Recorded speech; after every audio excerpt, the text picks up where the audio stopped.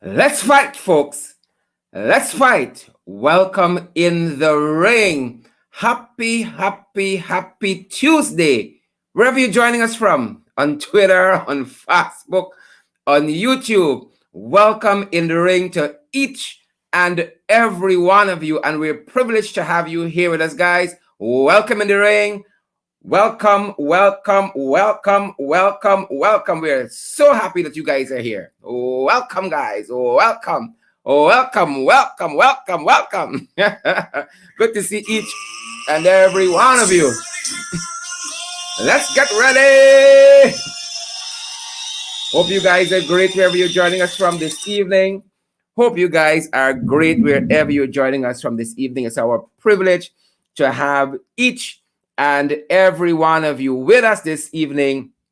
Great to have you guys with us. Let's get ready to rumble, folks. Good to have all of you guys. Don Raymond, all the usual suspects. Simone Burry and Ernest Elliott. Nadia Seaford, good to see you, Nadia. Nadira Sukraj, good to see you, Nadira. That's a new name for me. I don't know how long Nadira has been following us. Aliyah Ali, I saw you there. Elka Cadogan Dean. My pal, my buddy, my friend from long. Elka, how you doing, my sister? Good to see you. Give my regards to Kester as well. Kester Dean, or better known as Kester D. Good to see you, Elka. Happy to have you ringside this evening. Folks. We gotta fight.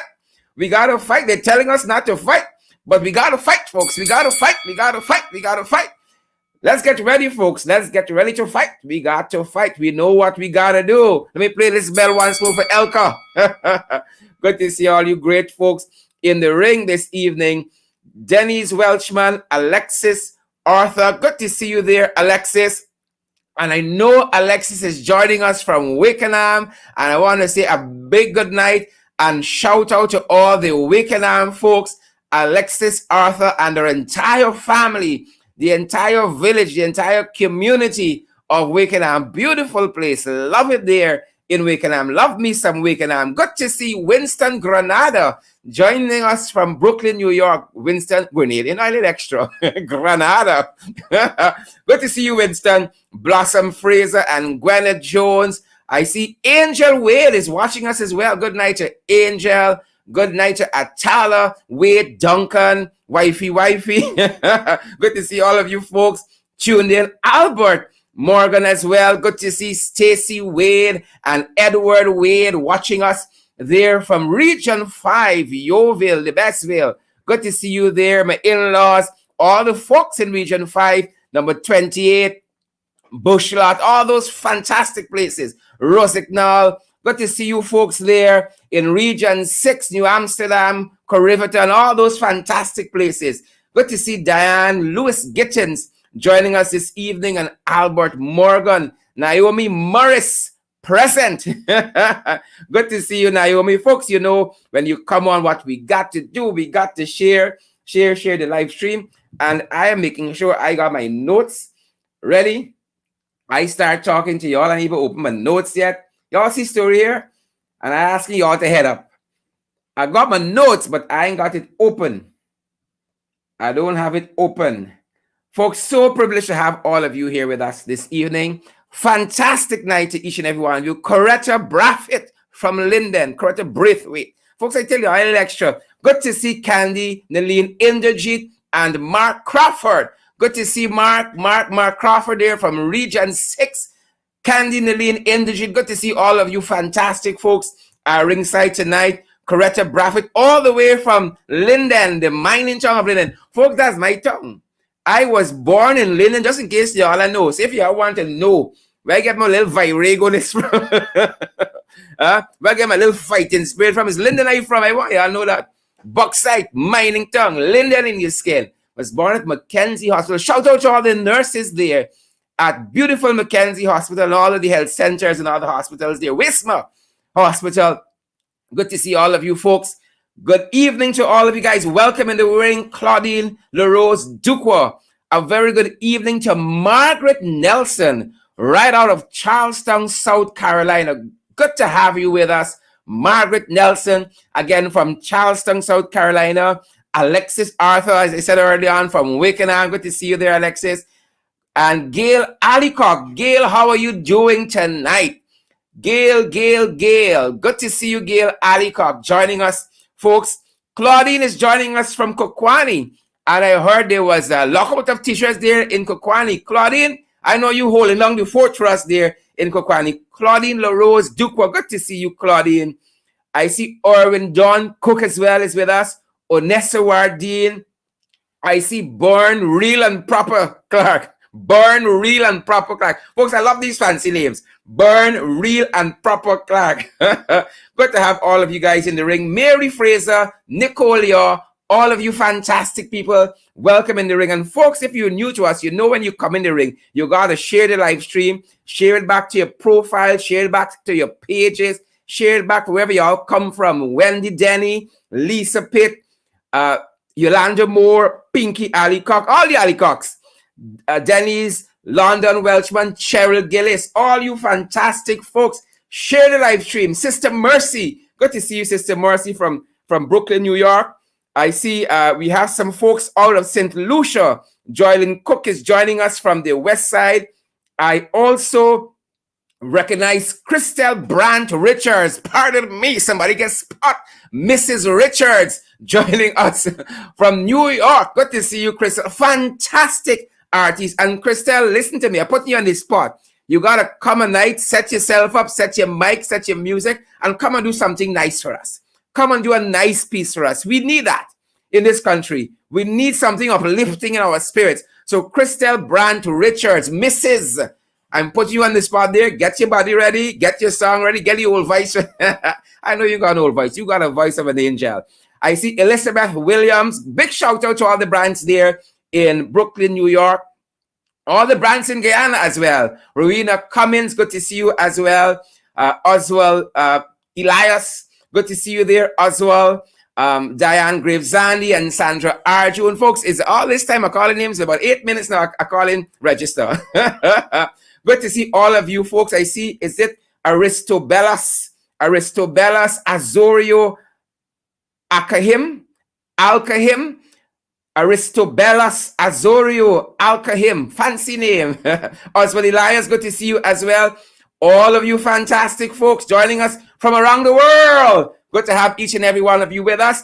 I know some folks joining us from Asia, some folks joining us from Africa, some from Australia, North America, South America, as far as Antarctica. Folks, Guyanese just there, you know. Any part of the world, like Christelle Brandt Richards, they're just there. They're just there. I see somebody watching me from Region 11. I recognize also Angela McDonald. I see Angela's there, Donna Liverpool, Raul Brando is there as well. Raul Brando, Ramatar, Angela McDonald, Robin Orain, all you fantastic folks. Michelle McKay, all of you great people there. I see Angela Abrams Waite and Derek Smith, Deborah Simon. I see Yasmin Henry, Clive Jackson. I see Neil Diamond Star, Asani Bowman. Folks, I still calling register. All of you fantastic folks. Yvette. Good to see you, Yvette from Connecticut. You know who you be. Yvette. Good to see you there. Sharma A. Court, Michael James, all you fantastic folks. Nicole Jones. Beautiful people.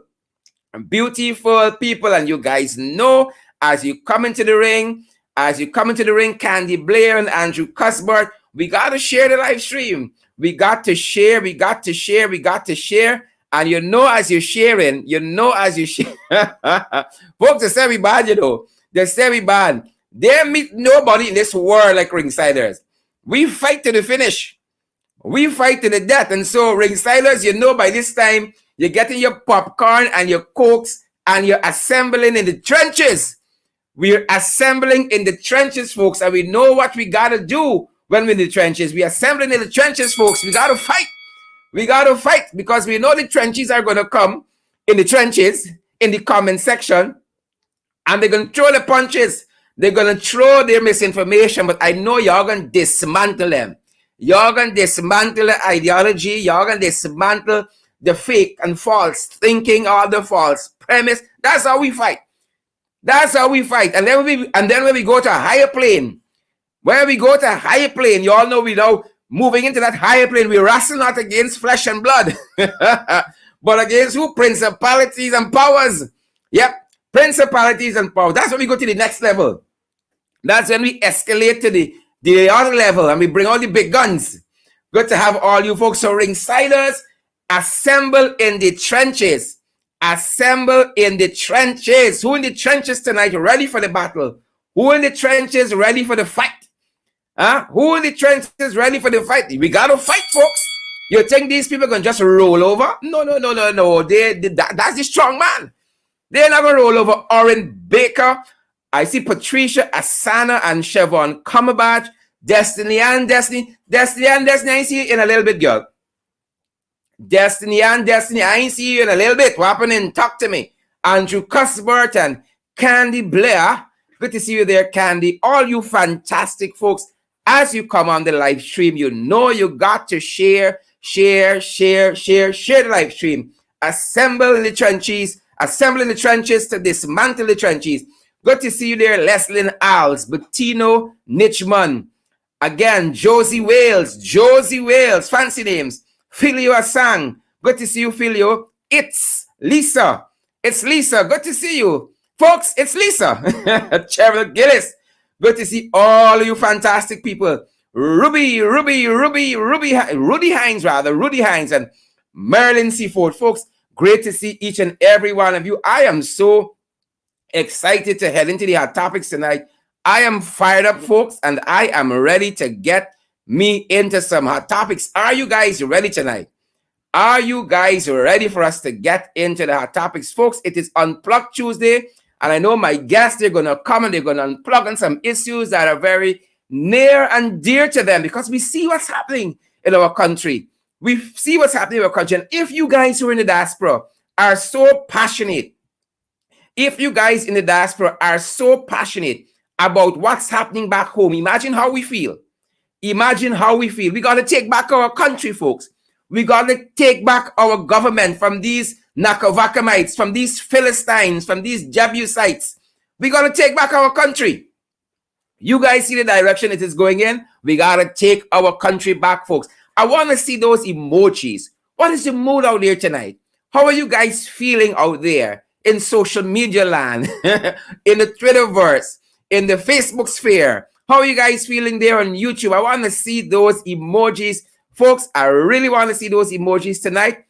Deanne Britton and all you other folks, Heavenly Faith and Viola Robinson, Oswina, Candy Smith, all of you fantastic folks out there. I don't know about you, but I am ready to get into the hot topics tonight. I am ready. You got to put your gloves up, folks. It's fight time. I'm ready to see what's on the fight card. Ready to get right into the hot topics this evening. Let's see what's on the fight card tonight. I know a couple things got to be on the fight card, folks.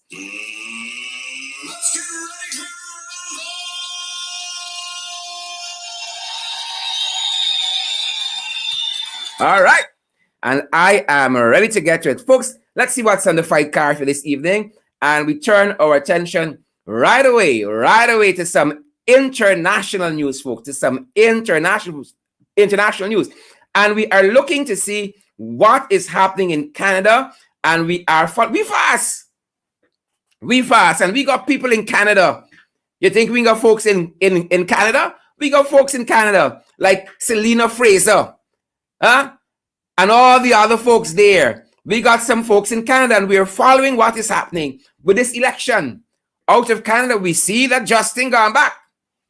Justin Trudeau, he has won a third term. Is my math correct? He has won a third term. But his second government as a minority government, I see lots of folks in the diaspora saying that this gamble that Justin Trudeau just played didn't pay off. He thought he would have been going back with a bigger majority, with a majority period. He thought he would have gotten a bounce out of his management of the COVID-19 at that end. But the folks are not having it. The folks are not having it. And you guys in Canada certainly can tell us some more of why Justin came up short. Justin came up short. And so you folks are familiar with the times when we win, but we still lose. We win, but we still lose. That seems like the PPP to me. They win, but every day. Win in terms of being in government. But every day they want Harman to recognize them as a legitimate government. They didn't think they really win. And we know that that is true. They didn't really win. They went on valid votes. Right? And just like Ramatar, Justin got a minority government. And we know what happened with minority governments. They don't stay too long. But we wish Justin and his team the best. And coming out of that election victory just last evening, folks, this is what the Prime Minister of Canada said. I hear you when you say that you just want to get back to the things you love, not worry about this pandemic or about an election, that you just want to know that your members of Parliament of all stripes will have your back through this crisis and beyond. And let me play that once more, just in case we didn't get that audio there. We're going to play it once more for you guys. I hear you when you say that you just want to get back to the things you love, not worry about this pandemic or about an election, that you just want to know that your members of Parliament of all stripes will have your back through this crisis and beyond. Yeah, certainly, the Prime Minister there was hoping for a bigger victory, but I guess a win is a win, and we move on, folks. Next on the fight card, oh, Father, is the puppet presidency. You know it's a puppet presidency. The trenches know it's a puppet president. I don't know why they're fooling themselves. Dennis Cummins knows a puppet presidency. Valder Robinson knows a puppet presidency. Charlene Duke watching us. Paulette Hawk Kippins knows a puppet presidency. And every day, when the confusion powder of a country, we have another installment. And so we saw just recently, Jack Dio apparently had to hold Ifraan's hand to the UN. He had to hold Ifraan's hand to the UN. So another installment of the puppet presidency. Another installment, ladies and gentlemen, of the puppet presidency. Where are you joining us from? It's another installment of it. And we're following. We are following quite closely. We are made to understand, folks, that Ali talking Thursday, well, I am waiting with bated breath for that presentation. I am waiting with bated breath for that presentation. And we are going to unpack it. As my colleague Randolph Critchlow says, we are going to unpack that presentation, ladies and gentlemen. But a lot of stuff happening.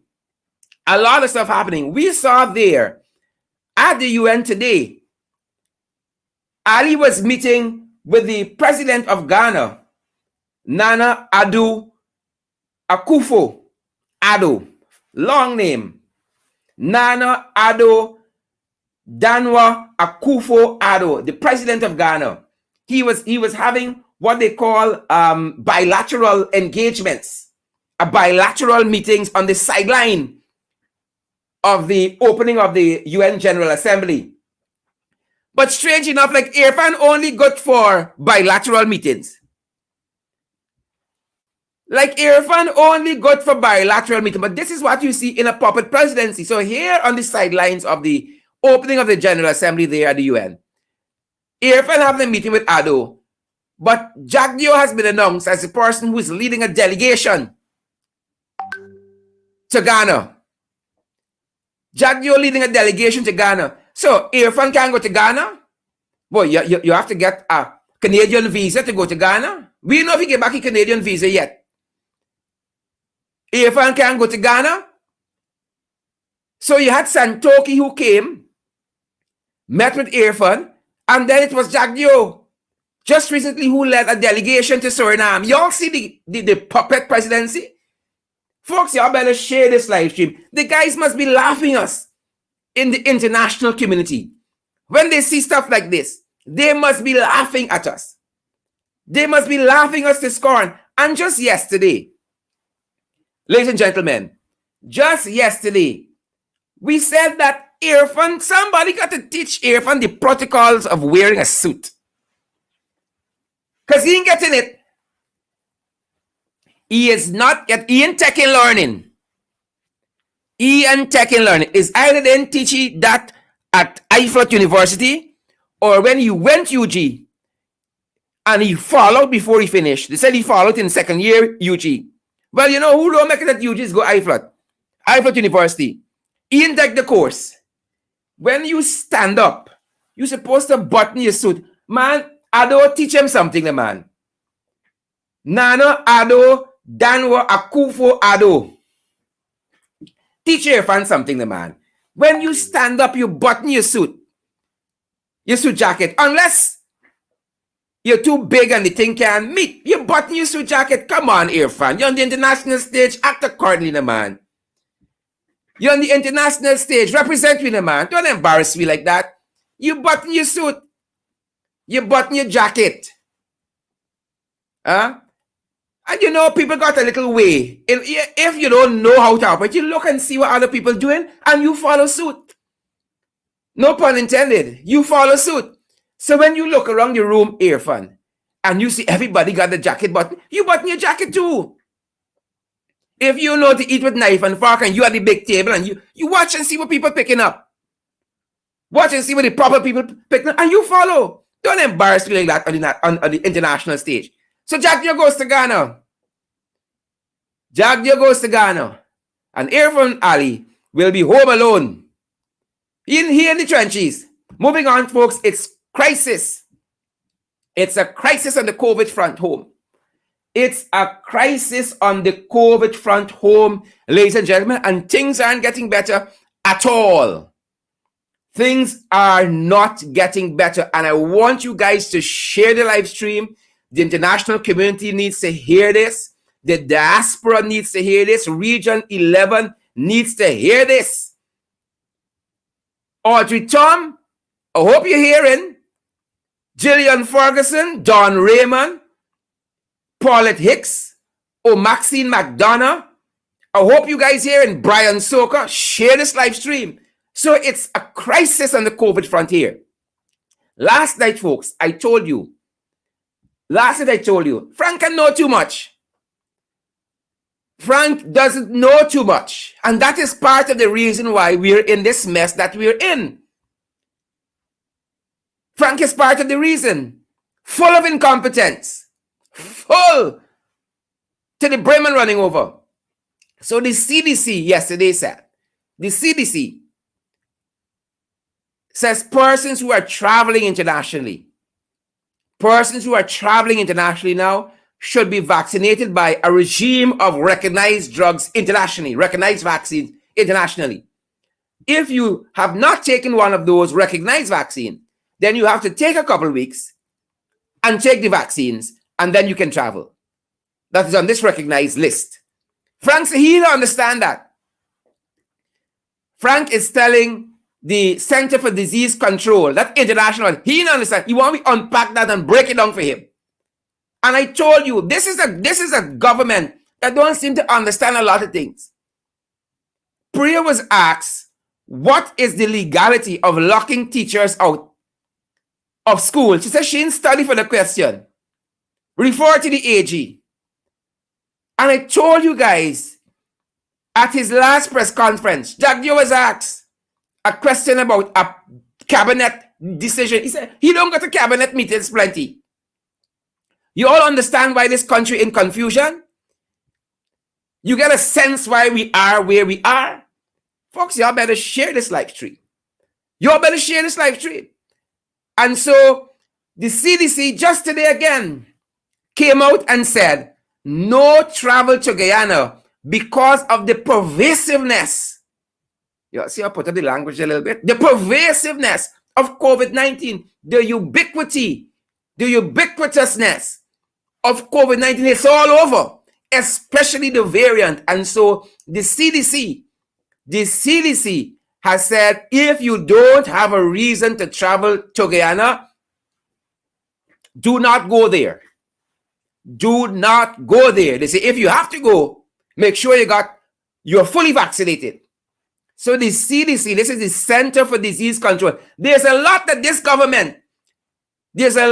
these hypocrites and vipers are not telling us. They are not being straight with this country. And so the CDC, this is not the APNU AFC. This is the Center for Disease Control internationally. Has blacklisted our country. Said, don't go there. COVID out of control. Do not go there. COVID, ladies and gentlemen, is out of control. That is what they're telling us. That is what the CDC is telling us. And while we have that on the international front, hear what Frank said just today, among other things. This is what Frank is telling us.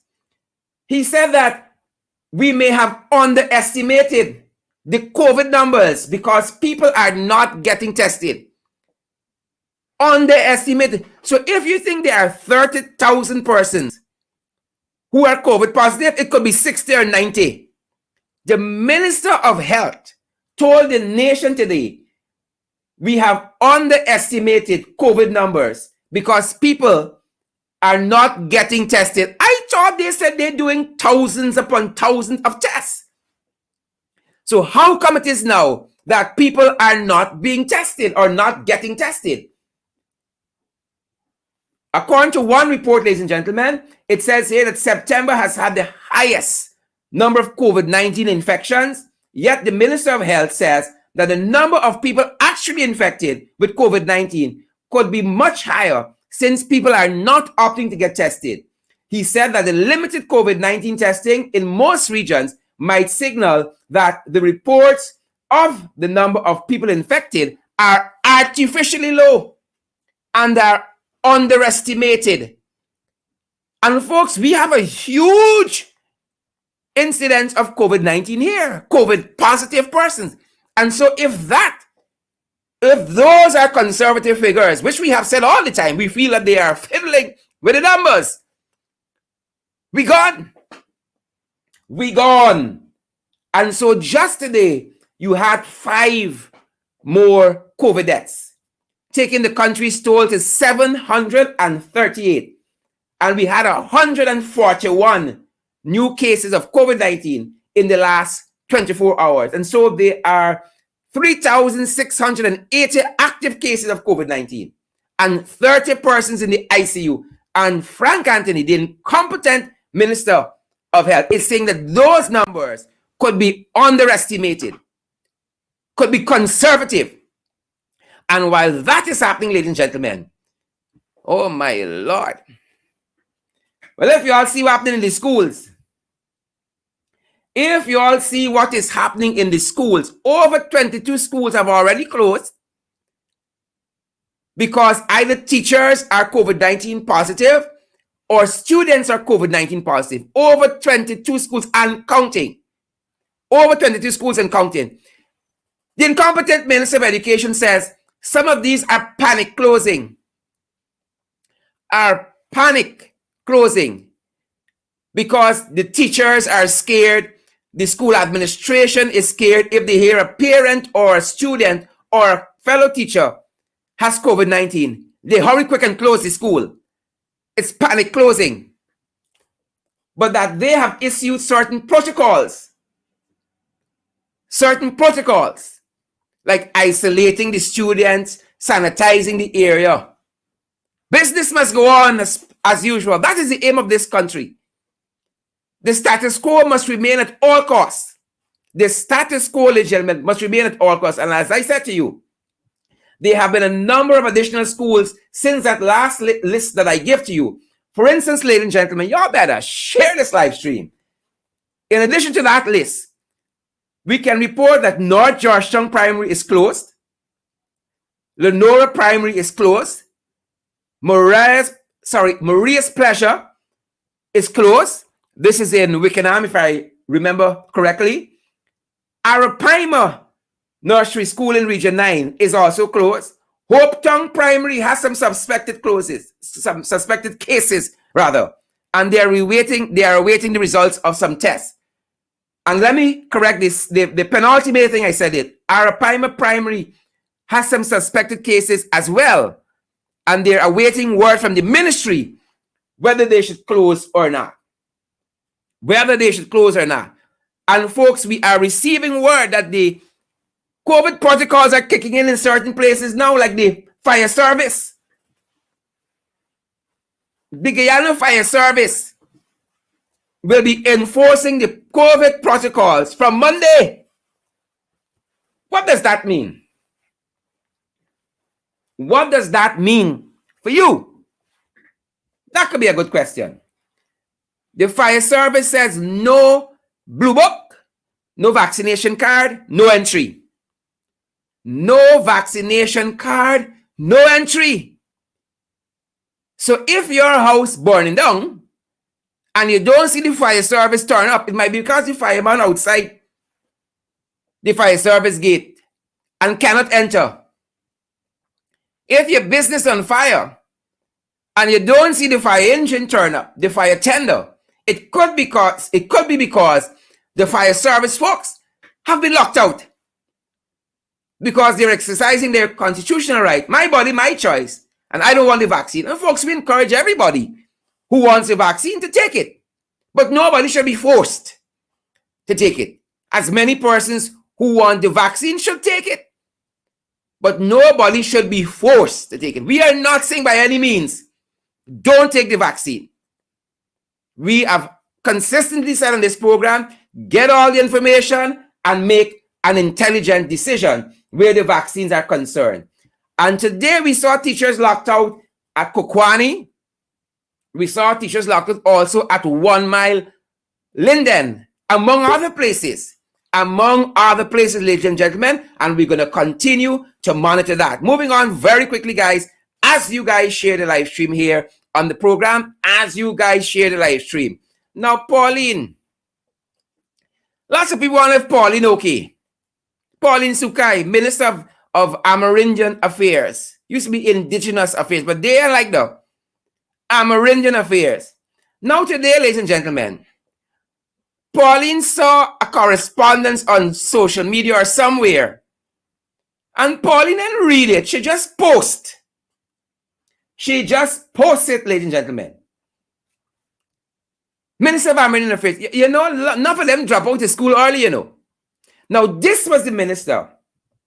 Pauline, she's an installed minister, but this was the Jagabat who took $1 million, I think it was. Or was it $2 million to fix her mouth? Taxpayers' money. Taxpayers' money. That's how she got the name Alien Mouth. Because Sukhai's, Pauline's dental work is costing as much as some vehicles. $2 million in dental work. And so Pauline just saw this thing and posted. We didn't know if Pauline and took her medication or what have you. She saw a document on social media and she just posted it. But what was the document? Folks, look madness. Look madness. Here's story here now. All right. You know, I don't know how some people get minister work. How some people get minister work. Here's story here. Me know how people get minister work. Look what Pauline post. And she was excited to post it. She was beside herself to post it. Here's story here. Are we blocking anything with the graphic there? Oh, it was a media release. Here's story. This is what Pauline post. It was something from the Ministry of Education of Trinidad and Tobago. No relation to us. Folks, I'll share in the live stream. Let people see some of the mad people we got here in government.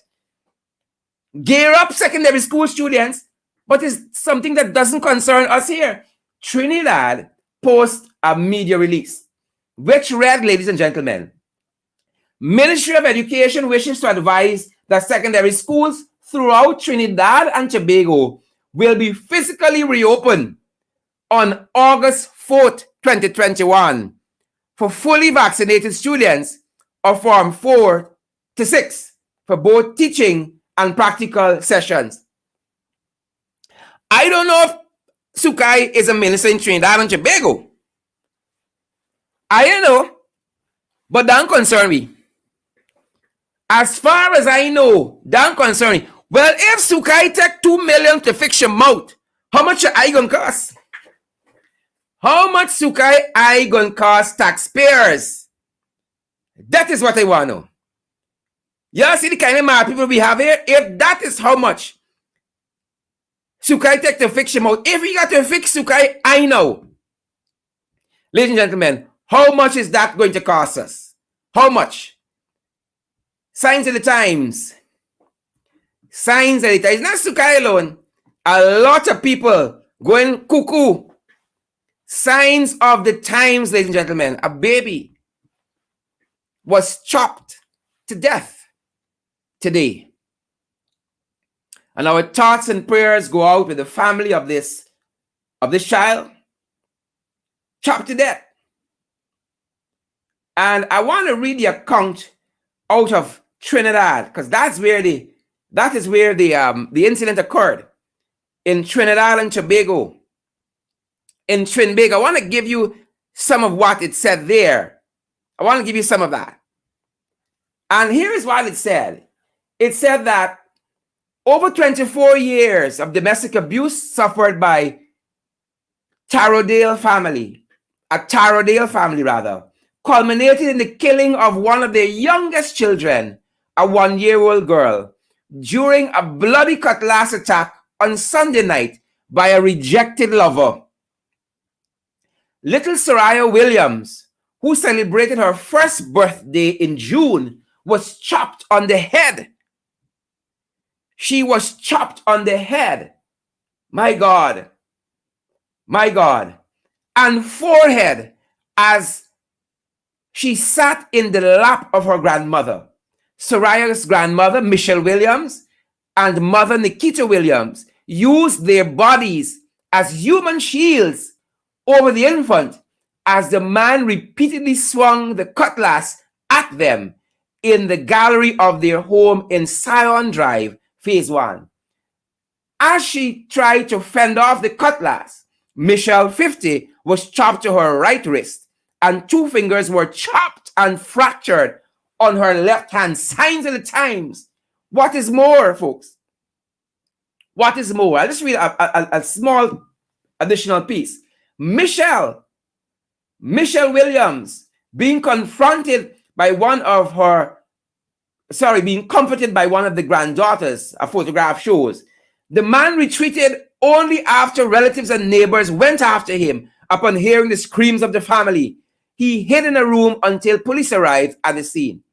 The police detained a 58-year-old painter, a Guyanese national, in connection with the killing. Police detained, ladies and gentlemen, a 58-year-old painter, a Guyanese national, in connection with the killing. Signs of the times. Folks, signs of the times. And folks, till this evening for the main event, our thoughts and prayers go out to that family. Our thoughts and prayers go out to that entire Williams family. I can imagine the shock that family, and hurt and anguish that family must be in now. Our thoughts and our prayers go out to each and every one of them. I think I have MP Christopher Jones ready for the main event this evening, and I think I also have Ganesh Mahipaul ready. I hope I can see Ganesh's face. We don't want anybody joining us just by audio. We ain't got no teeth we deal with here. We want to see people full face. So, ladies and gentlemen, let's wait for Ganesh to join us via video, and we're going to have Christopher Jones with us. Chris, how are you doing, my brother? Not bad at all, Sharon. Good evening to the viewers. Great to see you at your end. Chris, so much happening in our country. Mm-hmm. So much happening in our country. It's like we don't even know where to start with some of this. Exactly. So much. Exactly. And we are hoping that you can help make sense of some of it, because you're on the ground daily, not only as the opposition chief, but as a member of parliament and as a citizen in this country, and you understand what is happening on the ground, Chris. And so maybe we can take it from, let's start from what's happening overseas. We see this puppet presidency on full display.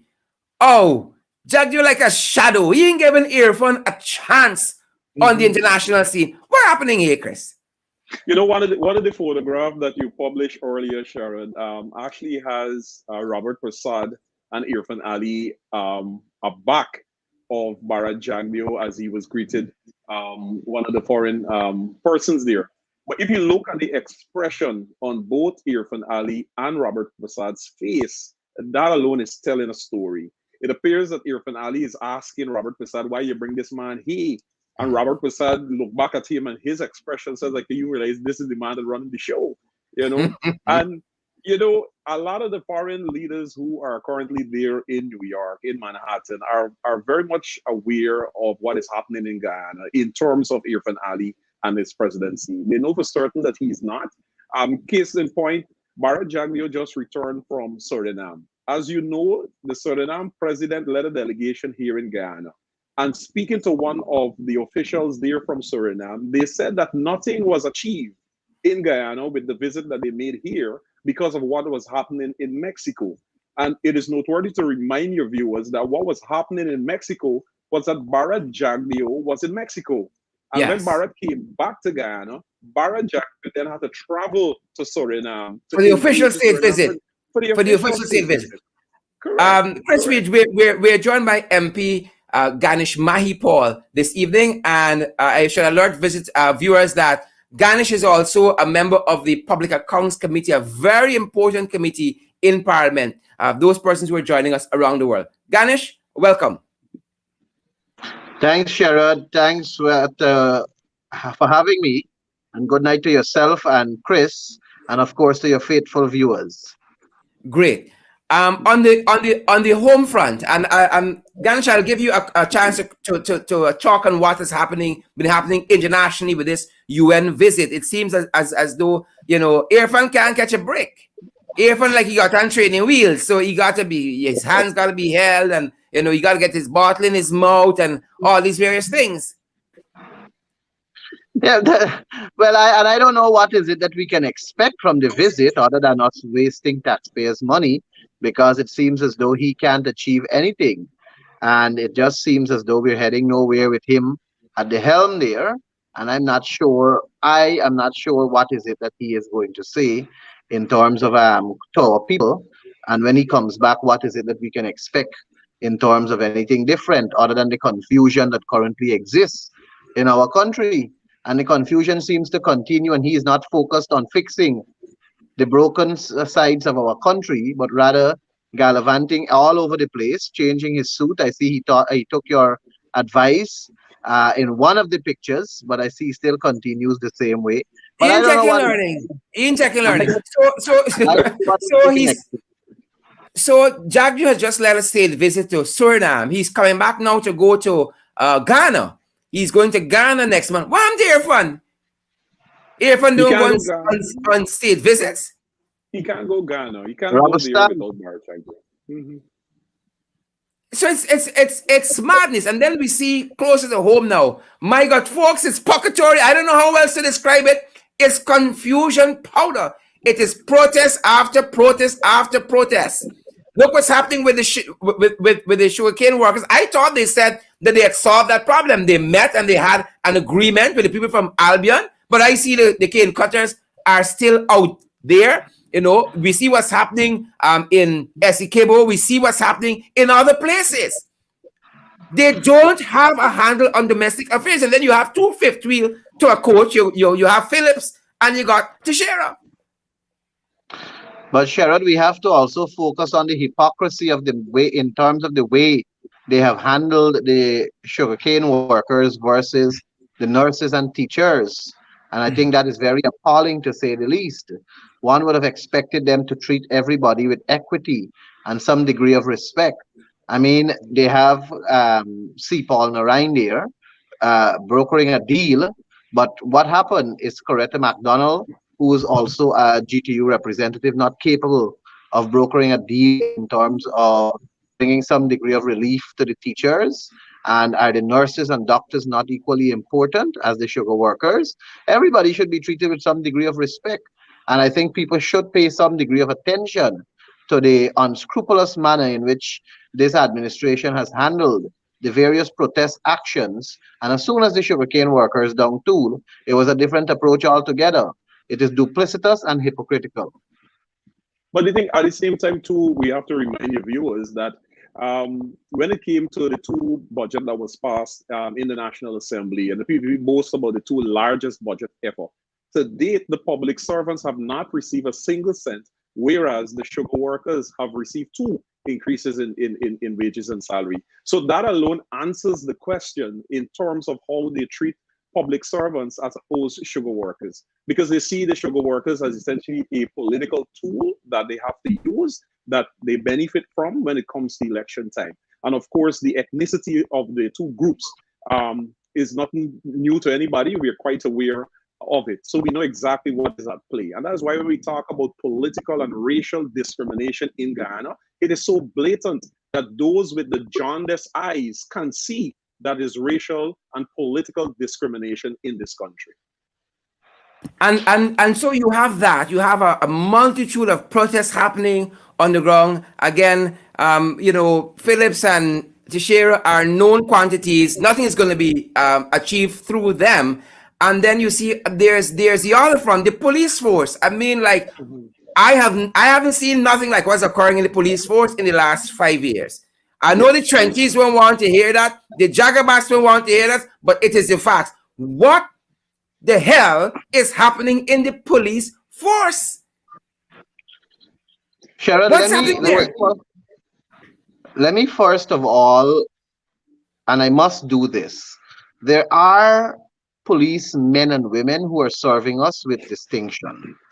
There are policemen and women who are doing a fantastic job in terms of what I see, managing the traffic, especially from the Demerara Harbor Bridge onto the East Bank and into Georgetown. And I want to salute those officers.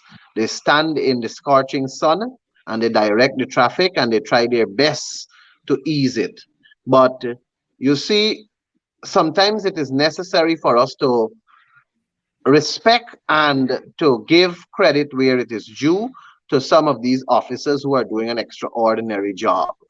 But then at the top of the police force, there is where the problem lies, because they are subjecting themselves to political directives, and that is causing them to send down orders that sometimes these very police officers are not comfortable in terms of executing. But they gotta live, and they don't want to lose their job. They don't want to know that their salary will be cut or they will be sanctioned or disciplined for not following orders. And sometimes they do most of these things outside of what their conscience tell them to do. And I pity that. But it has a lot to do with the people at the top and how they send down these instructions. Look at what happened in Essequibo with the SWAT team. It is not just I Oren was coming Gordon there. who suffered. It is not just him who suffered. Unfortunately, he died, which is very, very serious. And I don't think that should be left unturned. Um, I think there should be an international inquiry into the death of Oren Gordon, because he was a business person. He had an influence in his community. He provided employment for people, and he was recognized and loved by his family. And the same way how all the other persons that we conducted inquiries for, the same way we should conduct an inquiry for him, because his life matters too. And there is no way the country can have faith in the police investigating the police. The Office of Professional Responsibilities that is tasked with the responsibility of conducting these investigations, I don't think people have faith in them. And that is why it requires international assistance, and it should be most welcoming. But that same SWAT team that conducted that raid and came out with only a dead body also traumatized two other families, I'm told, in the Essequibo coast, one at Underneming. And I got that information just today. So clearly that SWAT team wreaked havoc in Essequibo. And it is very, very unfortunate that that has happened. And we must call them out for that kind of barbaric action. And we must also call out all the rogue elements of the Guyana police force and we must ask them to provide us with answers. There is a clear indication that Robertson Ben is not trusted by his own government because they themselves don't have any confidence in him after they would have established the regional task force under the disguise of the Guyana Defense Force. But my brothers, it is very, very sad the state that our country is in. It is very, very sad that we find ourselves in this predicament.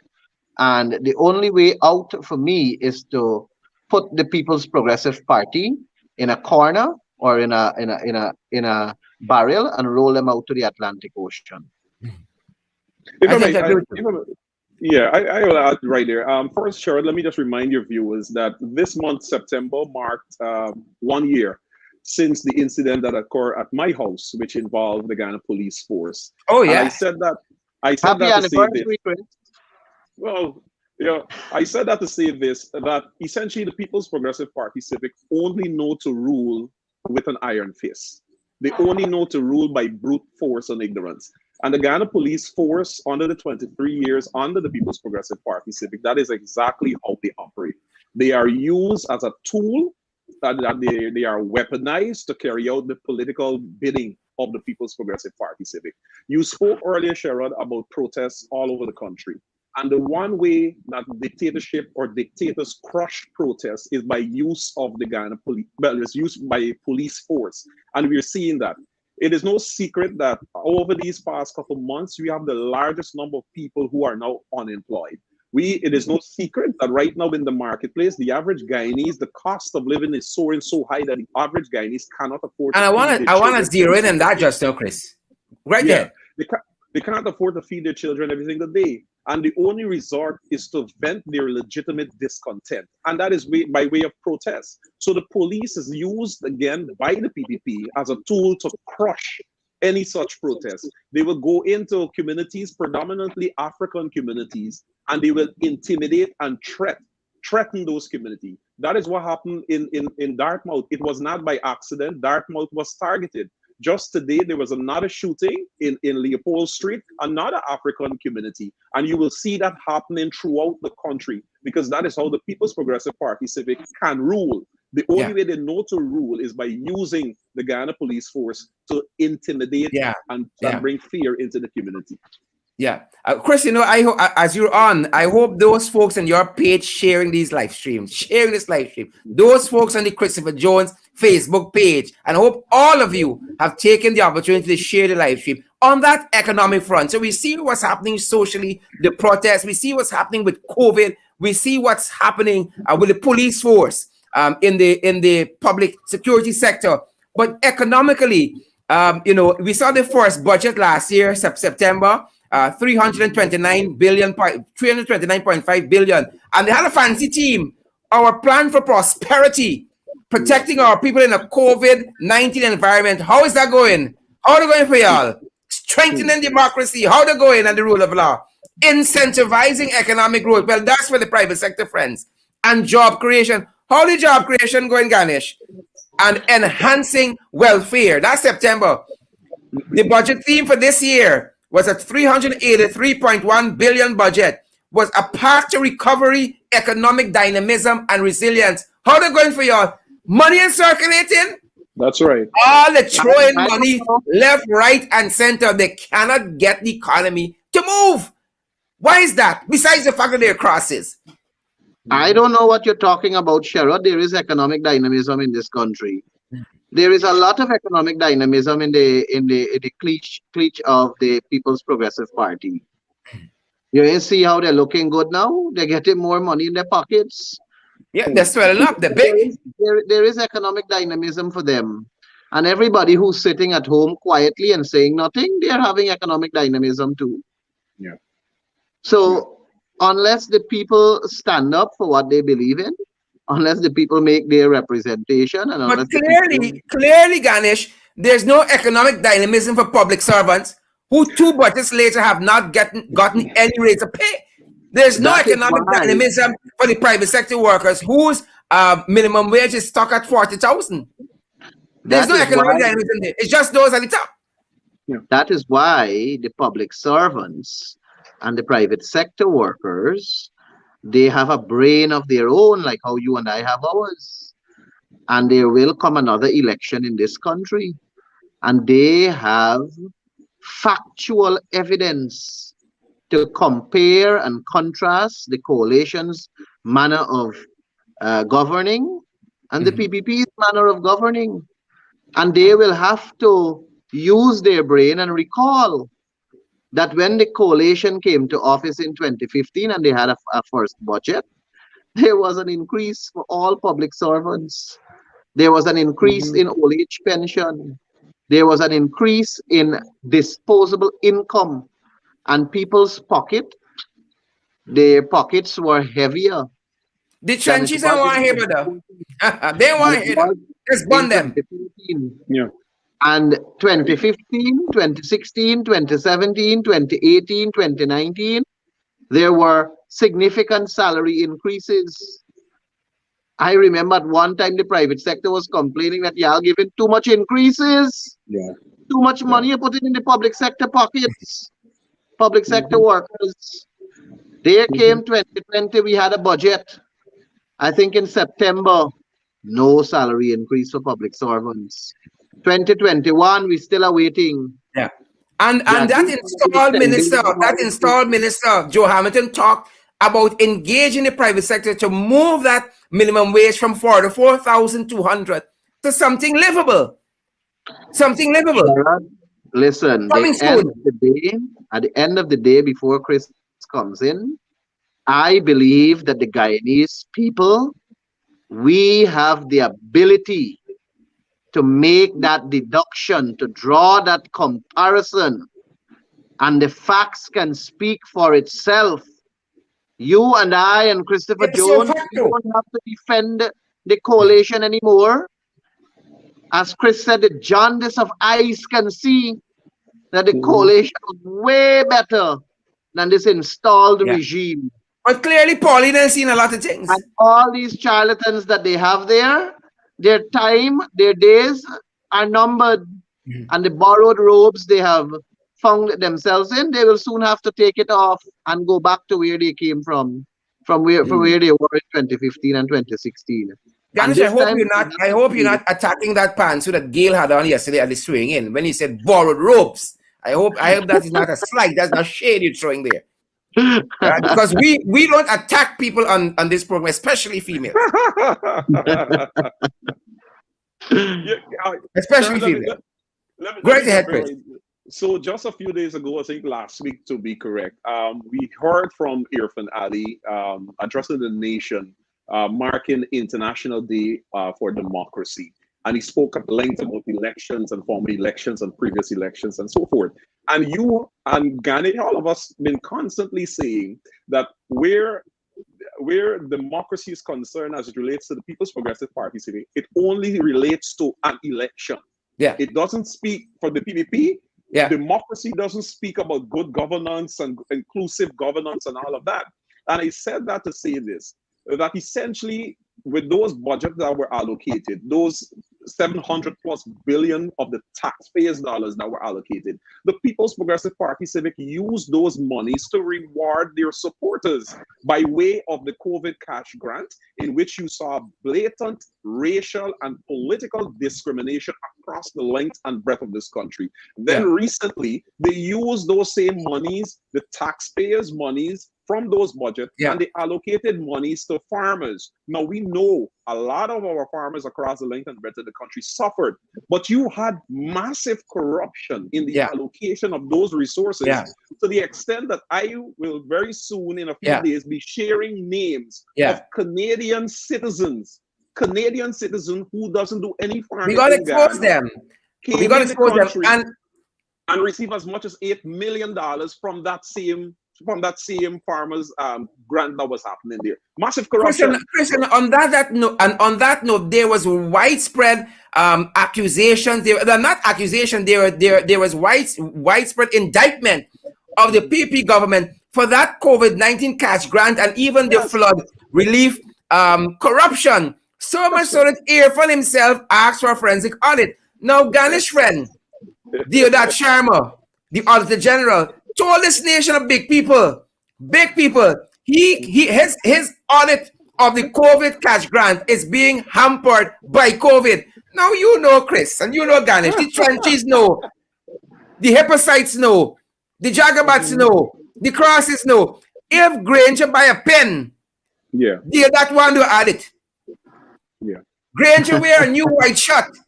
Yeah. That Sharma want to add it. You understand me? And now COVID is preventing him from doing an audit of the COVID cash grant. All the more suspicion are being raised. Sharon, Chris, let me say this before you go. As a member of the Public Accounts Committee, I am eagerly awaiting the 2020 Auditor General's report. I'm eagerly awaiting it. And I will get it. I will get it. I will have to get it.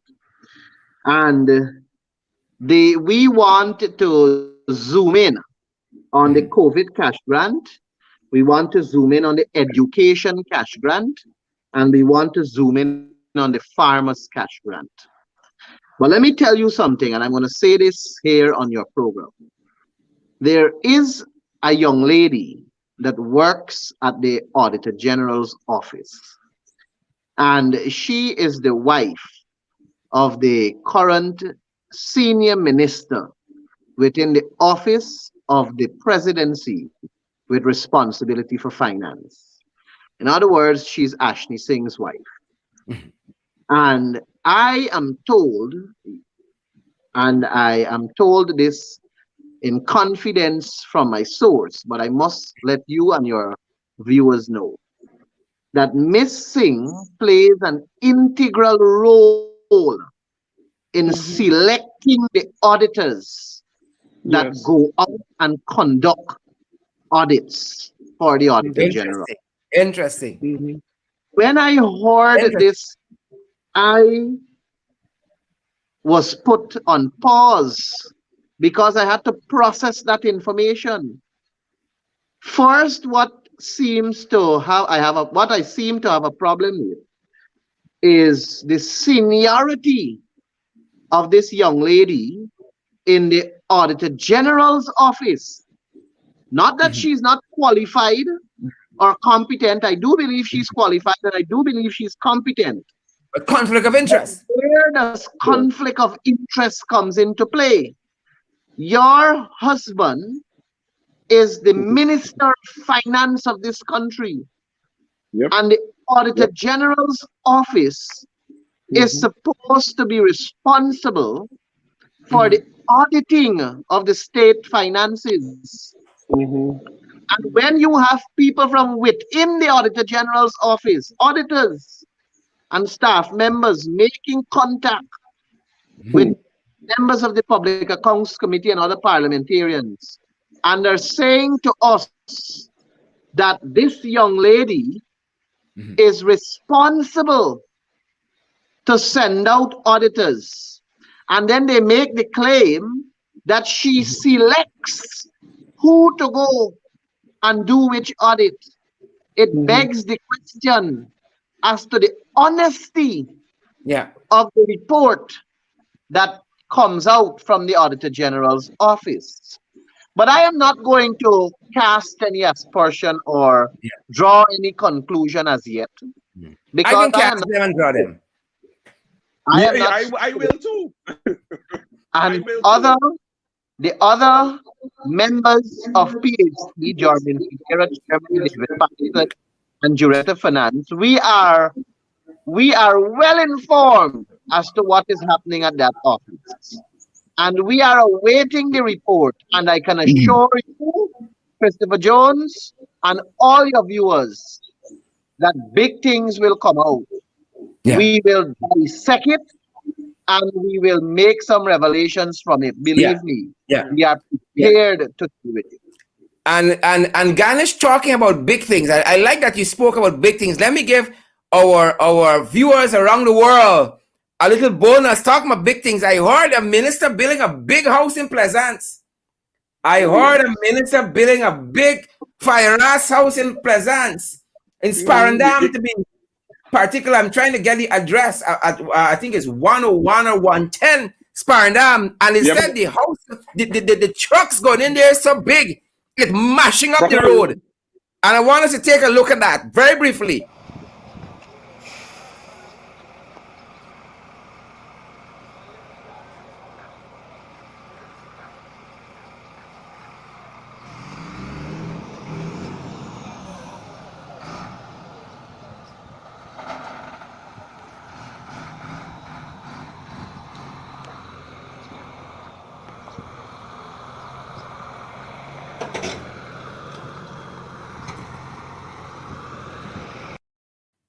They say it's a fire tail house down in that street. And we can get the name, and we get some footage of the house. Hold on. But the point is big. It's a big house mashing up that street there. I hope Dale that Sharma watching and he sent somebody. You know, if I could jump in on the same note with the Auditor General's office. Listen, the corruption under the People's Progressive Party Civic in this country is so blatant. It is so blatant that you ask yourself the question, why perhaps 4-6 months ago that you see wide cross-country protests and these protests should be calling for the People's Progressive Party Civic to demit office. Honestly, you can speak about the Auditor General's office. As far as I'm concerned, even if his wife is not the person who identifies the auditors to go and audit, the mere fact that she is in the office of the Auditor General, it is a conflict of interest. Your husband is the Minister of Finance, and your office is what audits the state funds. It is a conflict of interest. She should have recused herself, resigned immediately, and even on this program, we can call for her to immediately to demit office. She should not be there. You can talk about the DPP's office. And look, it is so blatant. It is so blatant. It is so blatant. You know, you just got to hold your tongue, Sharon. I hear you, fellas. And guys, unfortunately, we're at program time. We got to leave this exciting discussion there. But I got another bonus for my viewers. I don't want them to go anywhere. But MP Ganesh Mahipaul, MP Christopher Jones, Chief Whip. COVID. And if I could quickly, the World Health Organization last week, Friday, met and had intense discussion as it relates to COVID and the vaccines across the country. And again, Sputnik V came up. Now, Sputnik V has been shot in the arm of over 100,000 Guyanese across the length and breadth of this country. As a result, those Guyanese cannot travel to Trinidad, Barbados, Canada. The United States will impose restriction on persons traveling to that country as in November. And those Guyanese who have Sputnik V will soon be on the blacklist. You cannot travel to the United States.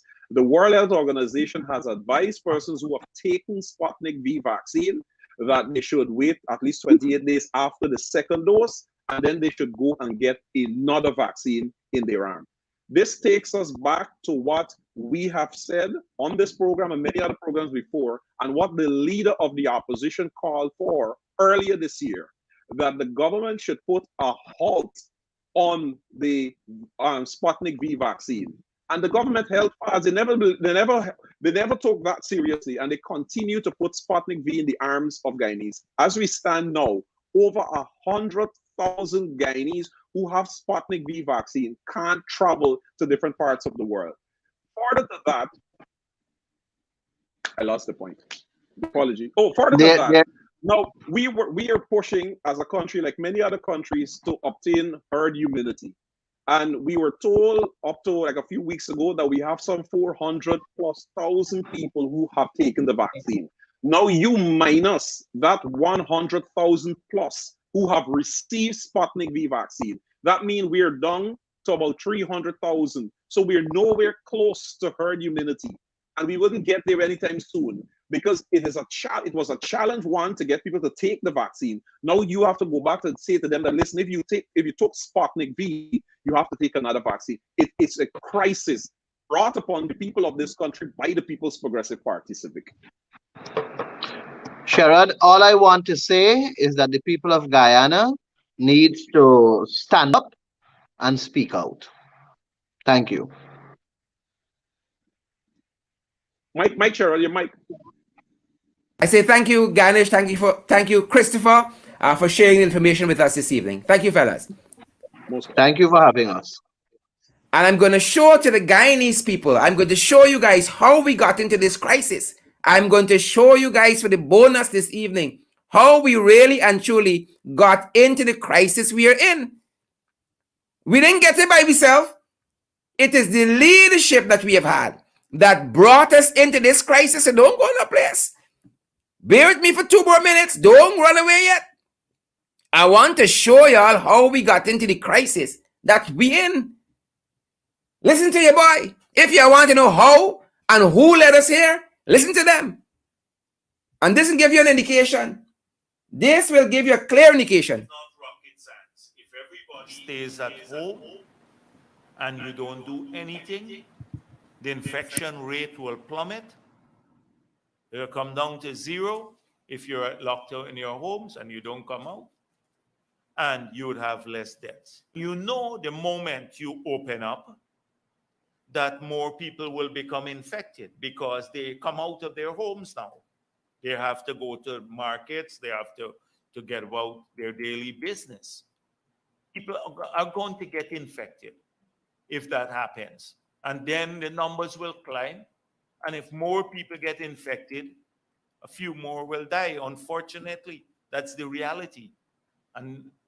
But you're going to have more infection. So every day when I see a couple of people die or so, it's hurtful that our people have to die, but this is the reality. You know that consciously, but do you have an alternative? It's not rocket science. If everybody stays at home and you don't do anything, the infection rate will plummet. It will come down to 0 if you're locked in your homes and you don't come out. And you would have less deaths. You know the moment you open up that more people will become infected because they come out of their homes now. They have to go to markets. They have to get about their daily business. People are going to get infected if that happens. And then the numbers will climb. And if more people get infected... Yeah, so you guys understand why we're in the position we're in.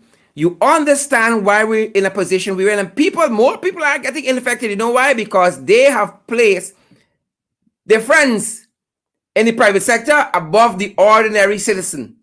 That is what they have done. They have placed their friends in the private sector above the ordinary citizen. And one woman just today felt that acutely when her mother fell down and died on the work site. And I want to bring you guys some of that. She felt it so acutely. Again, I'm just going to play a portion of it. Her mother fell down and died on the work site, ladies and gentlemen. And nobody wants to be here.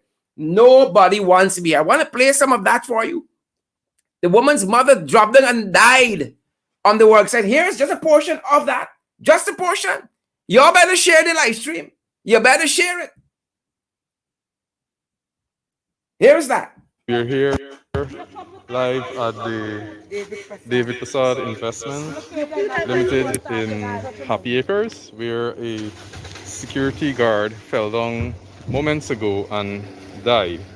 We're here with one of the relatives who would like to share what happened. What transpired? One night, my mother called me, said she breathing short. I said, what happened? She said, Mommy, no. I said, you call MMC? Yes, she called MMC. I said, I want to tell you, them in carry her to the hospital? No.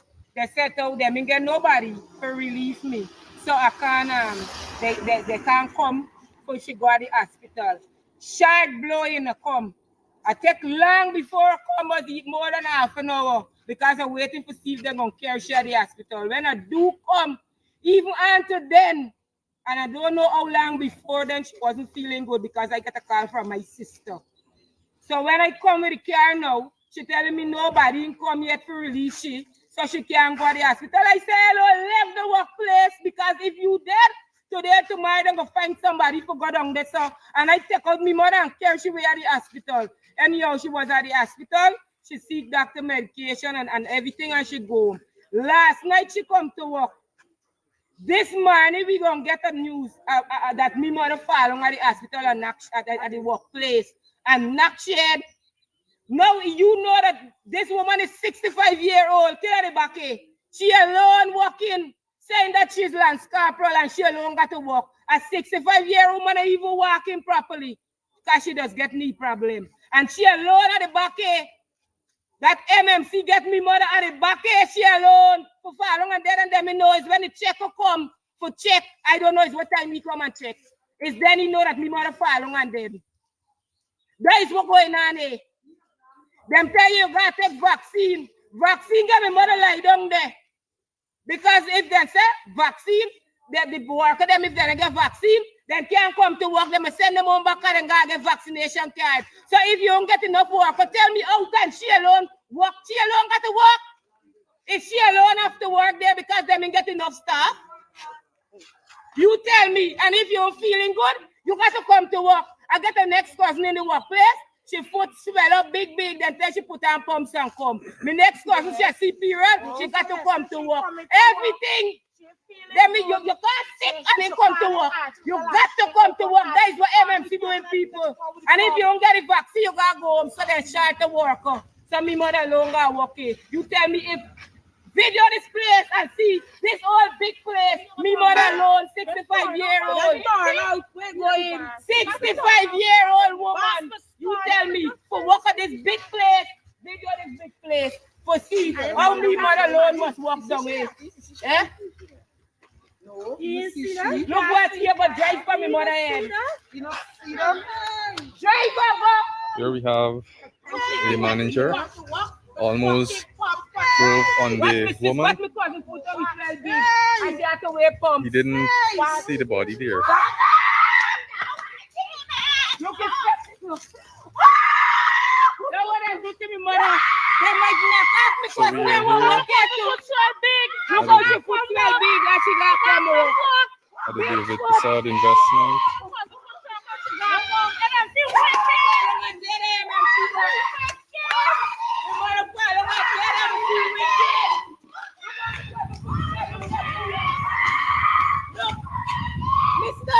Look the boots that was wearing for coming up. Got the boots. And because we got to wear pumps to come because she can't stay home.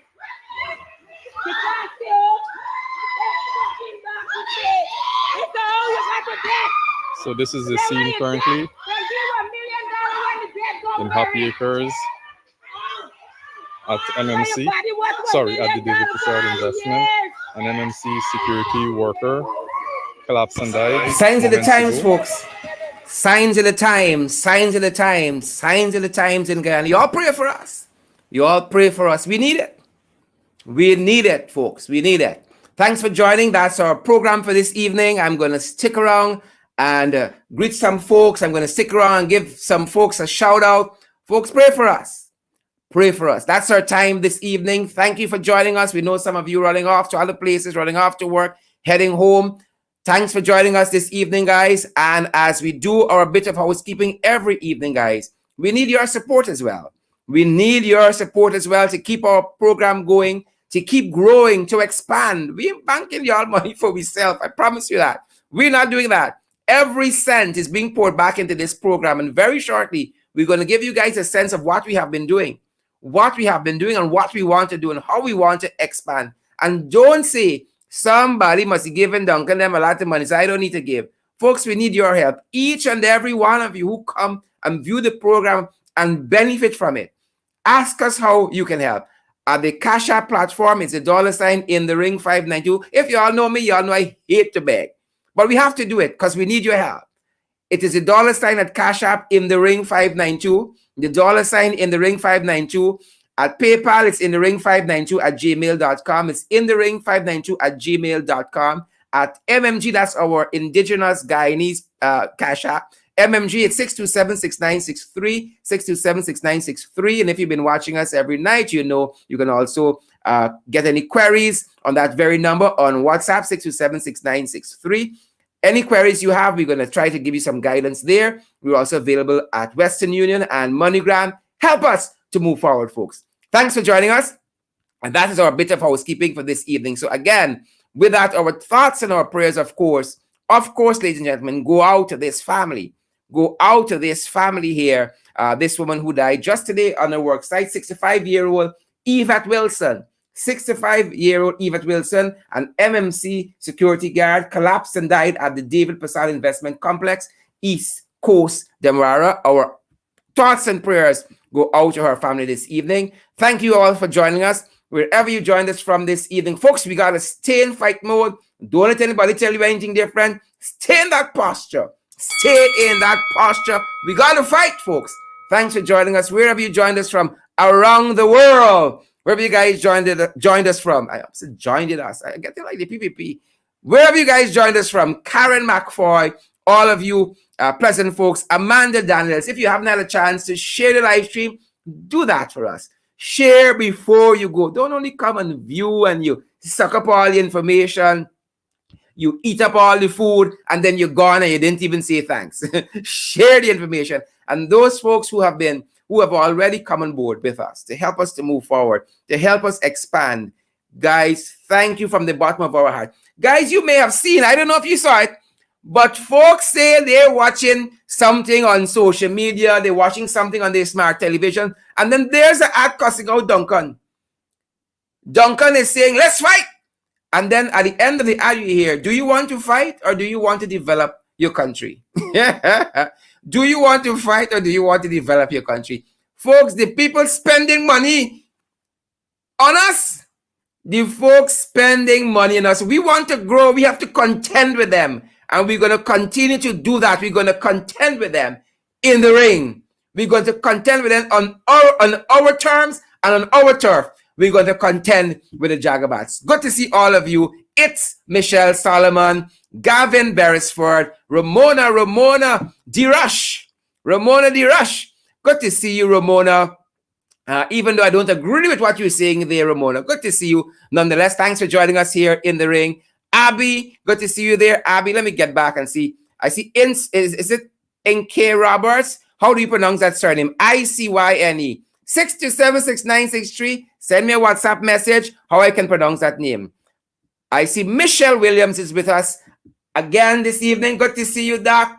Good to see you, Doc. Doc says we got to fight. Folks, Doc said we got to fight. And if Doc said we got to fight, you know it must be right. If Doc said we got to fight, we got to fight. We got to fight. Good to see all of you who are joining us, all the fighters, all the ringsiders. We got to fight, people. We got to fight.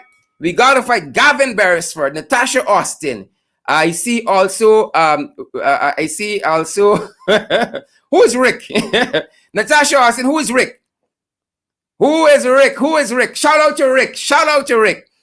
Big shout out to Rick. Natasha Austin asking me to shout out to Rick. So Rick, respect and manners. I see Delise Gulliver is joining us as well. Delise Gulliver, good to see you there. Delise. Osman Hodge, good to see you, Osman and Roseanne Prince, all the other folks. Oswina Tappin, good to see you, Oswina. We're in the overtime just a little bit, but folks, we got to do what we got to do here in the ring. Denise Welch London, it's Denise London Welchman. Denise London Welchman, good to see you, Denise.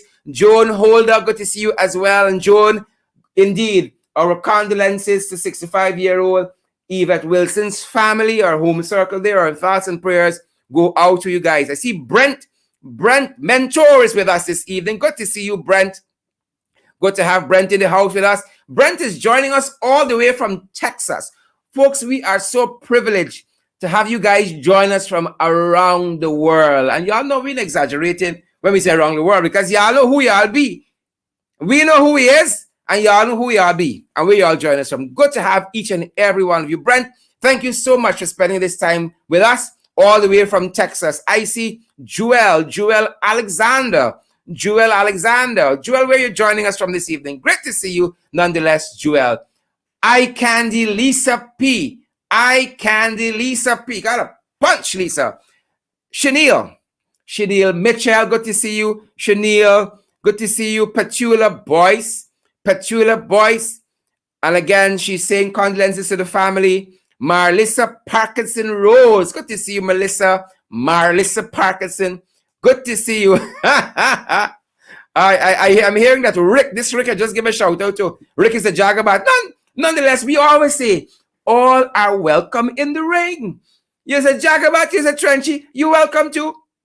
Yep, New FCS, PPP, who you be, WPA, LBGTQ, whoever you be, all are welcome in the ring. Quinita Fraser from St. Kitts and Nevis, St. Kitts particularly. Good to see you there, Quinita Fraser. Great to see you, Novella Noble, joining us all the way from Atlanta. Novella Noble joining us all the way from Atlanta there. Apologies. Novella Noble joining us all the way from Atlanta. You see, you confused me there, Novella. When I see the thing say Atlanta, I'm so excited to see the comment. I pressed the wrong thing. Good to see you. Natasha Austin. Natasha says, Sharon, I love you. I love back to you, Natasha.